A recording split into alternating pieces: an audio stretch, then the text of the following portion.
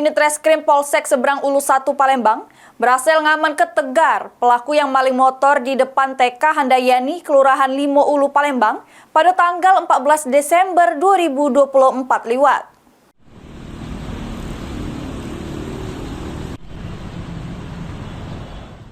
Dengan gunakan baju tahanan sama tangan di borgol, Tegar sambil digiring oleh petugas Polsek Seberang Ulu 1 Palembang harus nanggung jawab ke perbuatannya terkait kasus maling motor pada tanggal 14 Desember 2024 yang liwat. Motor yang embat pelaku ialah kepunyaan Erni Yulianita, salah siko warga yang balik di Jalan Tribata, Kelurahan Pahlawan, Kecamatan Kemuning, Palembang.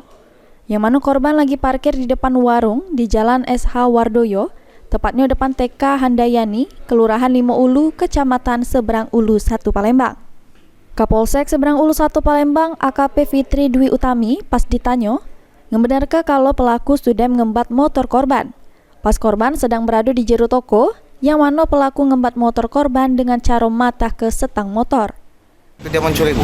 Modusnya mungkin pada saat tersangka melewati di depan TK Handayani, terdapat korban memarkirkan kendaraannya sendirian di pinggir jalan dan pelaku lewat dan langsung mengamankan motor tersebut dengan cara menendang bannya sehingga stangnya menjadi lurus dan langsung dibawa lari.